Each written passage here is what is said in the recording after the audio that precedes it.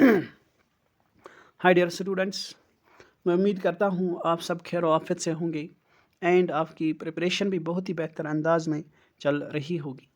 Dear students, as you know, हमने आपके लिए PYQs स्टार्ट किए हैं on high courts in our country and आज का ये लेक्चर थर्ड रहेगा जिसमें हम आपके साथ कुछ इंपॉर्टेंट PYQs डिस्कस करेंगे जो बार बार एग्ज़ाम्स में रिपीट किए गए हैं। ये MCQ सीरीज़ आपके लिए काफ़ी ज़्यादा इंपॉर्टेंट है if you are going to enter in any competitive exam, especially जो हाई कोर्ट के द्वारा रिसेंटली पोस्ट्स अनाउंस किए गए हैं जिनमें जूनियर असिस्टेंट भी काफ़ी ज़्यादा इंपॉर्टेंट एग्ज़ाम है।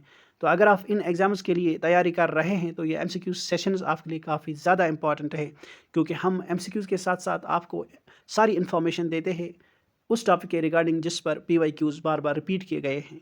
तो आज का ये लेक्चर स्टार्ट करने से पहले हम उन सारे दोस्तों से रिक्वेस्ट करते हैं जो इस प्लेटफॉर्म पर पहली बार विजिट किए हैं एंड अभी तक ये प्लेटफॉर्म सब्सक्राइब नहीं किया है, आप इस प्लेटफॉर्म को ज़रूर सब्सक्राइब करिए एंड आप इन वीडियोस को अपने फ्रेंड्स के साथ भी शेयर करें ताकि वो भी इन वीडियोस का फ़ायदा उठा पाए एंड आप वीडियोस को लाइक भी किया करें डियर फ्रेंड्स, क्योंकि आपकी लाइक से हमें मोटिवेशन मिलती है एंड जब आप हमारे वीडियोज़ को लाइक करते हैं तो आपको आने वाले वीडियोज़ की नोटिफिकेशन भी रिसीव होती है। चलो अब हम आज के लेक्चर स्टार्ट करते हैं एंड सबसे पहला क्वेश्चन देखते हैं। सबसे पहला क्वेश्चन है आज के सेशन का, which of the following is oblique और true regarding tenure and removal of जजेस ऑफ हाई कोर्ट। तो जो ऑप्शन सही होगा regarding tenure and removal of जज ऑफ ए हाई कोर्ट हम उसे पिक करेंगे। पहला ऑप्शन है हाई कोर्ट जज holds office until he attains the age of 62 years. ये मैंने पहले दो पार्ट्स में आपको बार बार कहा है, हाई कोर्ट का जज तभी तक अपना ऑफिस होल्ड करता है एज अ जज ऑफ ए हाई कोर्ट जब तक वो 62 ईयर्स एज को ना पहुँचे। Next, the process of removal of जज of high court is same as that of supreme court जज। ये भी सही है, यानी हाई कोर्ट के जज को ऐसे ही रिमूव किया जाता है जैसे सुप्रीम कोर्ट को जज को रिमूव किया जाता है फ्रॉम हिज और her office. So our right answer is option number C, both 1 and 2 are correct. चलो अब हम कुछ इंपॉर्टेंट पॉइंट्स देखेंगे रिगार्डिंग टेन्योर ऑफ जज ऑफ ए हाई कोर्ट। याद रखोगे आप, हर एक पॉइंट आपके लिए काफ़ी ज़्यादा इंपॉर्टेंट है एंड जो पॉइंट्स हमने यहाँ पर मेंशन किए हैं इन्हीं पॉइंट्स पर बार बार क्वेश्चंस पूछे गए हैं। The tenure of high court जज is not fixed by the constitution. याद रखोगे आप, कल को पूछा जाएगा constitution clearly mentions about the tenure of a high court judge and constitution has fixed the tenure of a high court judge। अगर ऐसा कहा जाए तो आप रॉन्ग करोगे, क्योंकि साफ साफ हमने लिखा है आपके लिए regarding the tenure of high court जज, कुछ भी मेंशन नहीं है इन आवर कॉन्स्टिट्यूशन। क्या मेंशन किया गया है वो प्रोविजंस आप याद रखोगे। ये 4-5 प्रोविजंस आपके लिए काफ़ी ज़्यादा इंपॉर्टेंट है। सबसे पहला प्रोविजन है हाई कोर्ट जज hold office until he attains the age of 62 years. 62 years age तक हाई कोर्ट का जज शुरू कर सकता है एज जज ऑफ हाई कोर्ट। ये है पहला provision.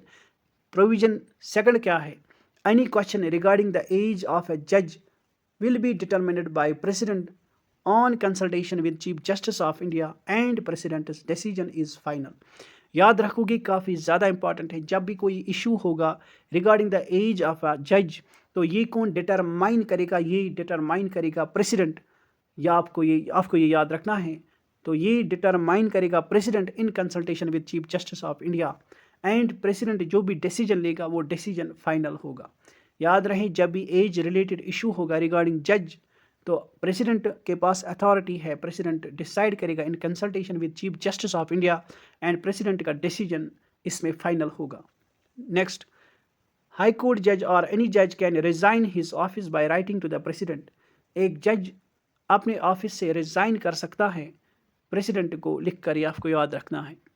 Next, he can be removed from his office bye the president. एक जज रिमूव किया जाएगा bye the president on the recommendation of parliament on grounds approved misbehaviour और इनकैपेसिटी।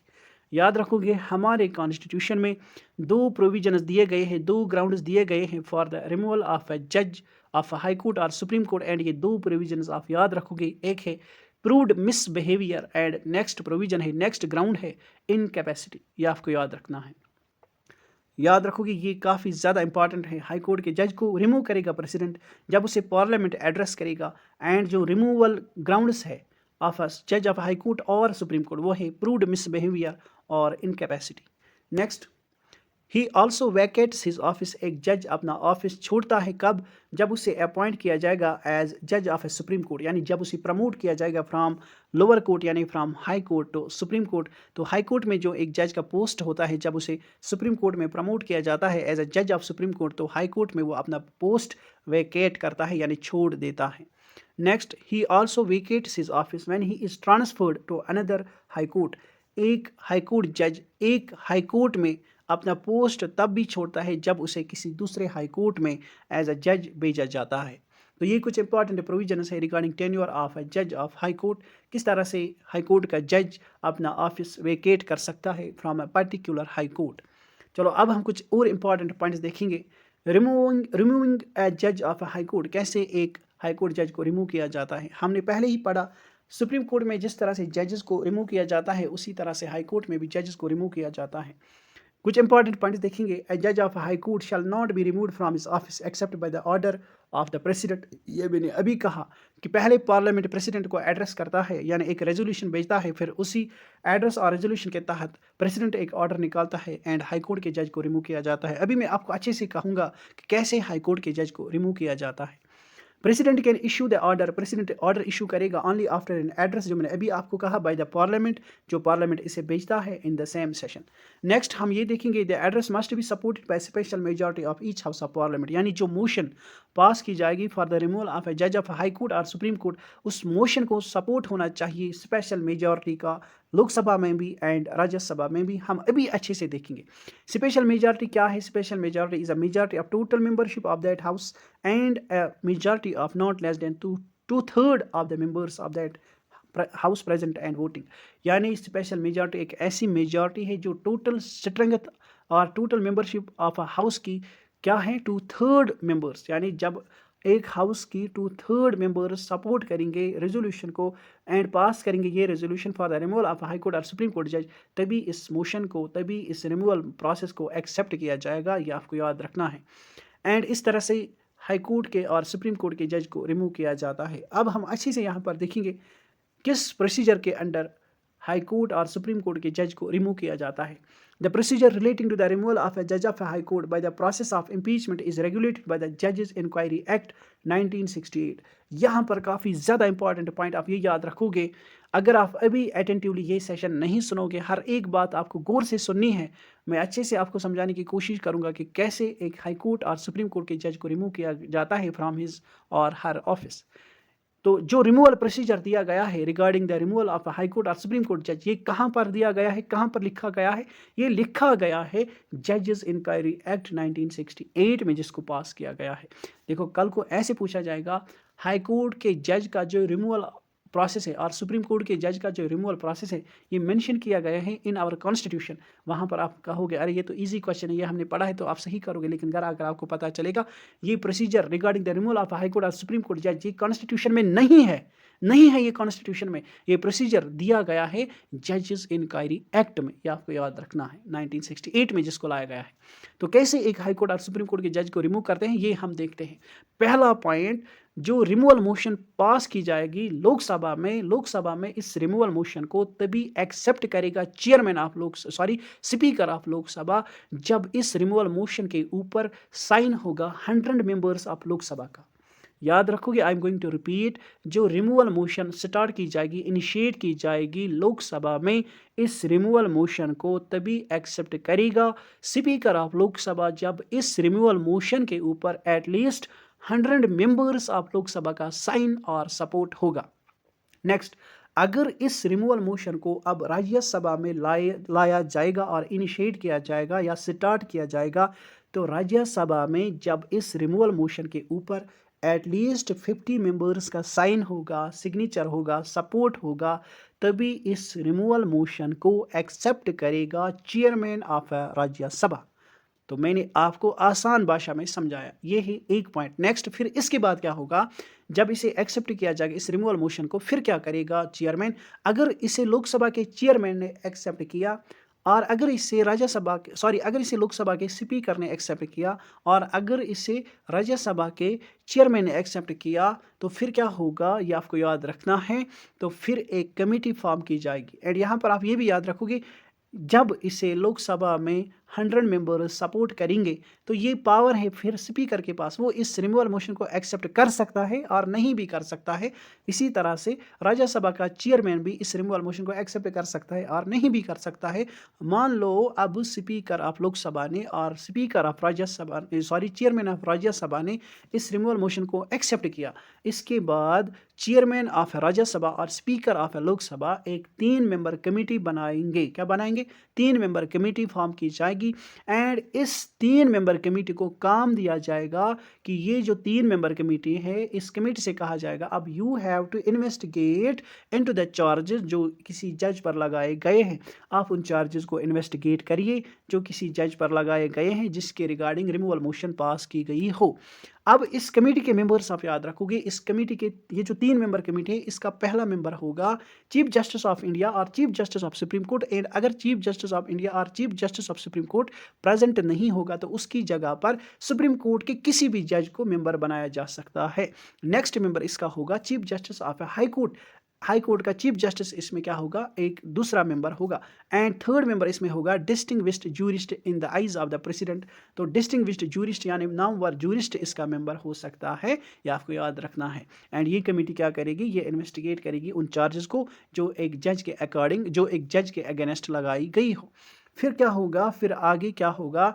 अगर इस कमेटी ने ये फाउंड किया, ये फाइंड किया, ये प्रूव किया कि ये जो जज है जो इसके ऊपर चार्जेस लगाए गए हैं वो चार्जेस सही है, ये जज है capable of guilty of misbehaviour और ये जज है सफरिंग फ्रॉम इनकैपेसिटी, तो फिर आगे क्या होगा? फिर इस रिमूवल मोशन को इस हाउस में यानी अगर ये राज्यसभा में होगी और अगर ये रेजोल्यूशन कहाँ पर होगी? अगर ये रेजोल्यूशन रिमूवल फॉर अ जज ऑफ हाई कोर्ट लोकसभा में होगी तो फिर ये हाउस इसे कंसिडरेशन में लेगा। एंड फिर आगे क्या होगा? फिर इस मोशन को पास किया जाएगा स्पेशल मेजॉरिटी के साथ जो मैंने अभी कहा। एंड जब इसे स्पेशल मेजॉरिटी के साथ पास किया जाएगा दोनों हाउसेज में, राज्यसभा में भी लोकसभा में भी, फिर इसी रिमूवल मोशन को प्रेजेंट किया जाएगा प्रेसिडेंट ऑफ इंडिया को एंड प्रेसिडेंट ऑफ इंडिया को फिर लाजमी रिमूव करना होगा एक जज को, चाहे वो सुप्रीम कोर्ट का जज हो या फिर हमारे हाई कोर्ट का जज हो। तो this is the impeachment process of a जज ऑफ अ सुप्रीम कोर्ट और जज of a high court. And ये सारा प्रोसीजर जो हमने अब तक पढ़ा ये सारा प्रोसीजर दिया गया है इन आवर कॉन्स्टिट्यूशन। क्या ये सही है? नो। मैं आपको यहाँ पर होशियार कराना चाहता हूँ, ये सारा प्रोसीजर मेंशन किया गया है जजेस इंक्वायरी एक्ट में, न कि हमारे कॉन्स्टिट्यूशन में। यही कैच है आपके लिए, कल को ऐसे ही फंसाया जाएगा कि जज का जो रिमूवल प्रोसेस है, प्रोसीजर है, ये दिया गया है कॉन्स्टिट्यूशन में, तो आपके कान वहाँ पर खड़ा होने चाहिए कि ये कॉन्स्टिट्यूशन में मेंशन नहीं है। ये सारा प्रोसीजर दिया गया है जजेस इंक्वायरी एक्ट में जिसको लाया गया था 1968 में। तो ये सारे पॉइंट्स आप याद रखोगी regarding the removal of a जज ऑफ हाई कोर्ट और सुप्रीम कोर्ट। चलो अब हम मूव करते हैं नेक्स्ट क्वेश्चन के ऊपर। नेक्स्ट क्वेश्चन है which of the following is are true? क्या सही है? Acting chief justice of high court is appointed by the president, ये तो सही है, तो our option first is correct. Next, a distinguished jurist can't be appointed as high court जज, ये भी सही है, याद रखोगे। देखो सुप्रीम कोर्ट में जब किसी जज को अपॉइंट करना होता है तो वहाँ पर एक प्रोविजन ये भी दिया गया है कि जो डिस्टिंग्विश्ड जूरिस्ट होगा in the eyes of the president उसको अपॉइंट किया जाएगा एज अ जज of a supreme court, but in case of high court distinguished jurist can not be appointed as high court जज, ये आप याद रखोगे। तो our right answer is option number C, both 1 and 2 are correct options, ये आप याद रखोगे। अब हम कुछ इंपॉर्टेंट पॉइंट देखेंगे regarding transfer process of a जज ऑफ अ हाई कोर्ट। याद रखोगे टू ट्रांसफर जज of a high court from one high court to another it is the power of the president, एक पॉइंट ऑफ ये याद रखोगे। Next, for this यानी किसी जज को ट्रांसफर करने के लिए from one high court another, ये जो हमारा प्रेसिडेंट है ये प्रायर कंसल्टेशन करेगा किसके साथ? चीफ जस्टिस ऑफ इंडिया के साथ, ये आपको याद रखना है। इन 1994 में क्या हुआ? Supreme court said that judicial review is needed to check arbitrariness and transfer of judges, याद रखोगे, काफ़ी ज़्यादा इंपॉर्टेंट है। देखो 1994 में सुप्रीम कोर्ट ने एक इम्पॉर्टेंट डिसीजन, एक इम्पॉर्टेंट जजमेंट ये दिया है कि जो ट्रांसफ़र ऑफ हाई कोर्ट जजेस और सुप्रीम कोर्ट जजेस होगा, इस ट्रांसफ़र प्रोसेस को सुप्रीम कोर्ट क्या करेगा, जुडिशियल रिव्यू करेगा। क्यों करेगा जुडिशियल रिव्यू? जुडिशियल रिव्यू क्या है? जुडिशियल रिव्यू ये है कि अगर कोई, यानी अगर प्रेसिडेंट डिसीजन लेता है कि मैंने फलां जज को क्या करना है, ट्रांसफ़र करना है from this high court another high court, इस पर क्या करेगा सुप्रीम कोर्ट को अगर लगेगा या कोई चैलेंज करेगा इस डिसीजन को जो प्रेसिडेंट ने लिया है कि ये जो डिसीजन है ये फेयर नहीं है, सुप्रीम कोर्ट में फिर इस डिसीजन को चैलेंज किया जाएगा कि आप इसको रिविजिट कीजिए, ये जो डिसीजन लिया है प्रेसिडेंट ने, आप इसे देखिए, इसमें मुझे लगता है इसमें मल प्रैक्टिस है, इसमें मल फंक्शन है, प्रेसिडेंट बायस्ड होकर किसी जज को ट्रांसफ़र कर रहा है। तो जुडिशियल रिव्यू क्या करेगा, ये चेक करेगा इस डिसीजन में क्या वाकई कोई मल प्रैक्टिस है, क्या वाकई प्रेसिडेंट बायस होकर किसी जज को ट्रांसफ़र कर रहा है। तो आर्बिट्रेरीनेस को चेक करने के लिए इसे जुडिशियल रिव्यू किया जाएगा प्रेसिडेंट के डिसीजन को। यहाँ पर आपको ये याद रखना है 1994 में क्या होता है, सुप्रीम कोर्ट एक जजमेंट देता है। सुप्रीम कोर्ट कहता है सुनो मेरे भाइयों, हम क्या करेंगे, अगर प्रेसिडेंट किसी जज को ट्रांसफ़र करेगा from one high court another, हम इस डिसीजन के ऊपर जुडिशियल रिव्यू करेंगे। लेकिन कब करेंगे? हम तब इस डिसीजन के ऊपर जुडिशियल रिव्यू करेंगे जब वही जज जिसको ट्रांसफ़र किया जाएगा, वही जज इसे चैलेंज करेगा हमारे सामने। ये आपको याद रखना, ये काफ़ी ज़्यादा इंपॉर्टेंट पॉइंट है, आप यहाँ पर पढ़ सकते हो। ओनली द जज who is transfer can challenge the transfer. वही जज इस ट्रांसफ़र को चैलेंज कर सकता है जिस जज को ट्रांसफ़र किया जा रहा हो। ये आपको याद रखना है। तभी जुडिशियल रिव्यू किया जाएगा इस डिसीजन के ऊपर, क्या प्रेसिडेंट बायस है या प्रेसिडेंट फेयर होकर, इम्पार्शियल होकर ये डिसीजन ले रहे हैं। अगर प्रेसिडेंट बायस्ड होगा तो फिर इस ट्रांसफ़र प्रोसेस को रोका जाएगा। ये आपको याद रखना है। इन द थर्ड जजेस केस 1998 में थर्ड जजेस केस जब होता है तो सुप्रीम कोर्ट एक डिसीजन देता है। सुप्रीम कोर्ट क्या कहता है, in case of transfer of high court जजेस chief justice of India should consult. याद रखोगे आप, मैंने अभी आपसे कहा जब किसी जज को ट्रांसफ़र किया जाएगा ये पावर प्रेसिडेंट के पास है, लेकिन प्रेसिडेंट को प्रायर कंसल्टेशन लेनी है चीफ जस्टिस ऑफ इंडिया की। अब सुप्रीम कोर्ट ने ये कहा कि चीफ जस्टिस ऑफ इंडिया जब प्रेसिडेंट आएगा, मान लो, देखो मैं आपको अच्छे से समझाऊंगा but you have to be attentive. देखो मान लो सपोज करो मैं प्रेसिडेंट हूँ and I want to transfer a particular जज from one high court another. मान लो मैंने जम्मू एंड कश्मीर के हाई कोर्ट का एक जज ट्रांसफ़र करना है। मान लो मैं किसी स्टूडेंट का नाम लेता हूँ, मान लो हमारा नदीम है। नदीम एक जज है हाई कोर्ट में, in Jammu and Kashmir Ladakh high court में एक जज है जिसका नाम है नदीम। मान लो मैं प्रेसिडेंट हूँ, अब मैंने नदीम को क्या करना है, ट्रांसफ़र करना है, ठीक है। मैं इसे कहूँगा भाई मैं तुम्हें ट्रांसफ़र कर रहा हूँ, आप इस हाई कोर्ट जे एंड के हाई कोर्ट से आप अब जाओगे मान लो लक्षद्वीप हाई कोर्ट में। लक्षद्वीप में तो हाई कोर्ट ही नहीं है। मान लो आपको जाना है अब चंडीगढ़ हाई कोर्ट में। कहाँ जाना है? पंजाब एंड हरियाणा का जो हाई कोर्ट है जिसकी सीट चंडीगढ़ में है, आपको वहाँ पर अब जाना है एज ए जज। तो यहाँ से मैं आपको ट्रांसफ़र कर रहा हूँ। तो मैंने क्या करना है, ये डिसीजन लेने से पहले मैंने चीफ जस्टिस ऑफ इंडिया से क्या लेनी है, मैंने उससे सलाह लेनी है। अब चीफ जस्टिस ऑफ इंडिया, मान लो आप में से कोई स्टूडेंट है, मान लो हमारा यहाँ पर कौन है, फैसल है। तो हमारा फैसल क्या है, ये हमारा चीफ जस्टिस ऑफ इंडिया है। अब मैं इसके पास जाऊँगा कि भाई मैं ये डिसीजन लेना चाहता हूँ एंड आपकी मुझे प्रायर कंसल्टेशन चाहिए, क्या मैं इस जज को ट्रांसफ़र कर सकता हूँ? तो आप कहोगे, आप पहले देखो, पहले आप पर ये था कि चीफ जस्टिस ऑफ इंडिया कहते थे हाँ जी करो, कोई इसमें कोई दो राय नहीं है, आप कर सकते हो इस जज को ट्रांसफ़र। अब क्या होगा, अब सुप्रीम कोर्ट ने डिसीजन दिया है थर्ड जजेस केस में कि अब किसको, चीफ जस्टिस ऑफ इंडिया को खुद से डिसीजन नहीं लेना है, खुद से राय नहीं देनी है।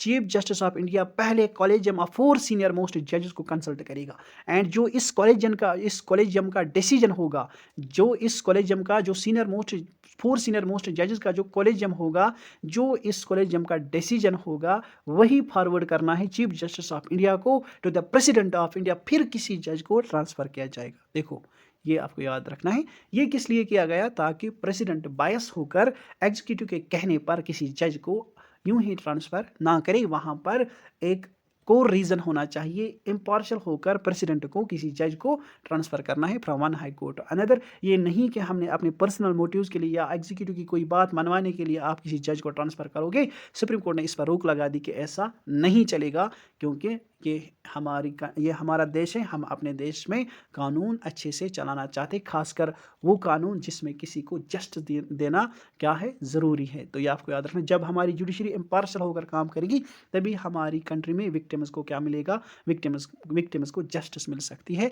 दैट इज़ वाई कि सुप्रीम कोर्ट ने कहा कि जब किसी जज को ट्रांसफ़र करना हो तो प्रेसिडेंट को प्रायर कंसल्टेशन लेनी है चीफ जस्टिस ऑफ इंडिया से, and chief justice of India को खुद से राय नहीं देनी है। चीफ जस्टिस ऑफ इंडिया को कॉलेजियम ऑफ 4 सीनियर मोस्ट जजेस के साथ मिलकर बात करनी है, एंड जो कॉलेजियम डिसीजन देगा वही फॉरवर्ड करना है चीफ जस्टिस ऑफ इंडिया को to the president of India. उसके बाद प्रेसिडेंट ऑफ इंडिया इस को क्या कर सकता है, किसी जज को ट्रांसफ़र कर सकता है, एंड इस ट्रांसफ़र प्रोसेस के ऊपर जुडिशल रिव्यू भी क्या है, जायज़ है। ये आपको याद रखना, यानी जुडिशल रिव्यू भी इस पर हो सकता है, यानी जो सुप्रीम कोर्ट है वो इस डिसीजन को देख सकता है क्या ये फेयर होकर ये डिसीजन लिया गया है या नहीं, एंड कौन इस ट्रांसफ़र प्रोसेस को चैलेंज कर सकता है, वही जज जिसको ट्रांसफ़र किया जा रहा हो। आई होप कि अब ये सारे पॉइंट्स आपको अच्छे से समझ में आ गए। चलो नेक्स्ट देखते हैं, the chief justice of the 2 high courts, and क्या करेगा प्रेसिडेंट, एक तो कॉलेजियम ऑफ सीनियर मोस्ट जजेस बनाया जाएगा जो राय देंगे। इसके बाद नेक्स्ट प्रोविजन ये रखा गया, जिस हाई कोर्ट से किसी जज को क्या किया जाएगा, ट्रांसफ़र किया जाएगा, उस हाई कोर्ट का चीफ जस्टिस, एंड जिस हाई कोर्ट में भेजा जाएगा उस हाई कोर्ट का भी चीफ जस्टिस प्रेसिडेंट कंसल्ट करेगा, तब किसी जज को ट्रांसफ़र किया जा सकता है। ये आपको याद रखना है।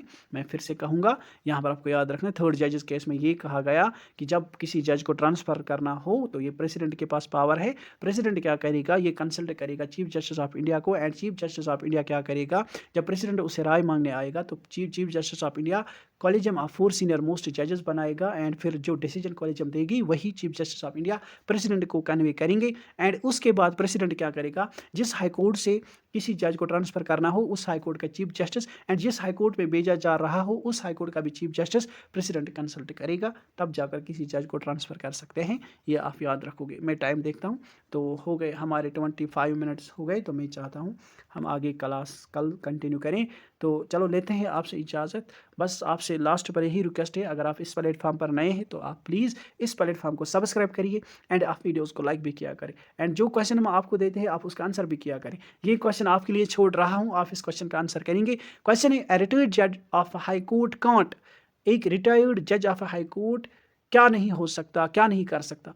ऑप्शन नंबर ए पर दिया गया है, practice in the supreme court, क्या रिटायर्ड जज सुप्रीम कोर्ट में प्रैक्टिस कर सकता है या नहीं। Option number B, practice in any high court in India, क्या रिटायर्ड जज नहीं कर सकता है practice in any high court in India. क्या रिटायर्ड जज can't practice in the high court from where he has retired, यानी रिटायर्ड जज उस हाई कोर्ट में प्रैक्टिस नहीं कर सकता जिस हाई कोर्ट से वो रिटायर हो रहा हो या रिटायर्ड हो गया हो। And practice in any court in India, क्या रिटायर्ड जज कहीं पर भी प्रैक्टिस नहीं कर सकता है इन इंडिया में। आपको इस क्वेश्चन का आंसर करना है। आप इस क्वेश्चन का आंसर कमेंट सेक्शन में ज़रूर करिएगा, एंड जिस स्टूडेंट का आंसर सही होगा हम उसको हार्ट देंगे ताकि और स्टूडेंट्स को पता चले सही आंसर क्या है। एंड आपसे बस लास्ट में यही रिक्वेस्ट है, प्लीज़ टेक पेन्स, इंशाल्लाह यू विल गेन समथिंग। आपके लिए हम क्वेश्चन इसलिए छोड़ रहे हैं ताकि आप, अगर आपको क्वेश्चन का आंसर पता नहीं हो तो आप क्वेश्चन का आंसर ढूंढें, आप क्वेश्चन का आंसर सर्च करें, ताकि आपको जो आप खुद से एक्टिविटी करते हो ना तो वो आपके माइंड में घर करती है। मैं यूँ कहूँगा कि वो थिंग्स आपको रिटेन होती है, जब आप फिर क्या करते हो, जब आप फिर कमेंट सेक्शन में आंसर लिख कर देते हो तो तब भी आपको ही फ़ायदा होता है। तो माइंड आपको गेन करता है, जो कुछ भी आप लिखते हो खुद से वो आपके माइंड में रिटेन होता है। यही हमारा मोटिव होता है आपको क्वेश्चन देने का। चलो लेते हैं आपसे इजाज़त। Good bye, take care.